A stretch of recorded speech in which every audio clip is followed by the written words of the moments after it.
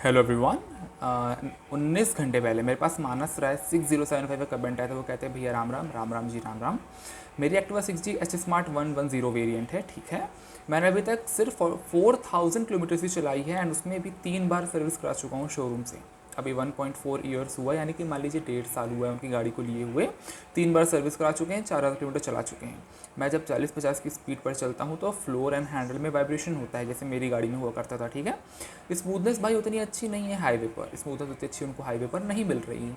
यानी कि जब वो एक्सेलरेट कर रहे होंगे अपनी गाड़ी को तो उनको प्रॉपर स्मूथनेस जो होती है ना, एकदम मक्खन की जैसे गाड़ी जब एकदम रॉकेट की तरह छूटती है उस टाइप से नहीं छूट रही है। पावर उनको कम फील हो रही होगी। सर्विस सेंटर वालों को बताया पर कुछ फ़र्क नहीं आया। उन्होंने सर्विस सेंटर वालों से बात की होगी, उन्होंने बताया हो कि हमारे मेरे साथ ऐसी दिक्कतें हो रही हैं, लेकिन उनको कुछ फ़र्क नहीं पड़ा। आपकी वाइब्रेशन वाली वीडियो भी देखी पर सब ठीक ही दिख रहा है, प्लीज़ हेल्प। यानी कि उन्होंने मेरी वाइब्रेशन वाली वीडियो भी देखी है, जो मैंने वाइब्रेशन वाली वीडियो अपने चैनल पे बनाई है, उन्होंने उसको भी देखा है, लेकिन कोई हेल्प नहीं हुई। देखिए, एक क्वालिफाइड मैकेनिक का होना बहुत ज़रूरी है। अगर आपका मैकेनिक जो है वो क्वालिफाइड है, यानी कि वो आपकी प्रॉब्लम सुन रहा है, समझ रहा है और कंपैरिजन जानता है एक 110 वेरिएंट में, 125 वेरिएंट में, तो प्रॉपर आपकी प्रॉब्लम को वो सॉल्व करेगा। अब मैंने ऐसा क्यों कहा कंपैरिजन 110 125? बेसिकली बात ये है कि 110 वाली एक अलग पावर जनरेट करती है और 125 वाली एक अलग पावर जनरेट करती है, ठीक है ना। अब ज़्यादा पावर जनरेट होगा तो वाइब्रेशंस उतने ज़्यादा होंगे, लेकिन अगर पावर कम होगी तो वाइब्रेशंस कम होंगे। ये पहला है, मतलब ये पहला फैक्ट है। दूसरा फैक्ट क्या है? अगर कुछ मैकेनिकल फॉल्ट होता है, यानी कि अगर कोई पार्ट्स आपस में रब हो रहे हों, और फर्स्ट ऑफ ऑल ये जानना बहुत ज़रूरी है कि जो कंपनी है होंडा, वो इतने चीप पार्ट्स अपनी गाड़ी में इस्तेमाल करती है कि वाइब्रेशंस तक फील हो रहे हैं हमें हमारी गाड़ी में।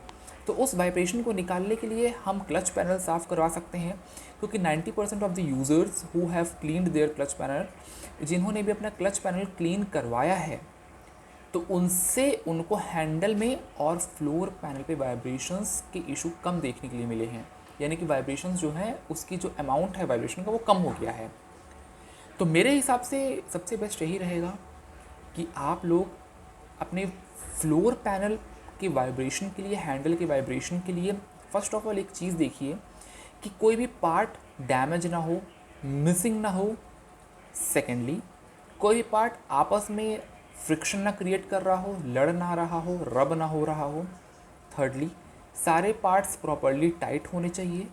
फोर्थ, क्लच पैनल की सफाई और उसमें प्रॉपर ग्रीसिंग। ये 4-5 चीज़ें आपने अगर करवा ली और regular time to time service, ये सारी चीज़ अगर आपके होते चली जाएंगी तो दिक्कत नहीं होगी। गियर ऑयल एक बार और देख लीजिएगा, अगर गियर ऑयल अच्छी कंडीशन पे है तो कोई दिक्कत वाली बात नहीं है। अगर कंडीशन पे नहीं है, अच्छी कंडीशन पे, तो उसको चेंज करवा दीजिएगा। ये 2-3 चीज़ें अगर आपने करवा ली तो मेरे ख्याल से कुछ अमाउंट जो वाइब्रेशन है वो आपकी गाड़ी में कम हो जाएगा।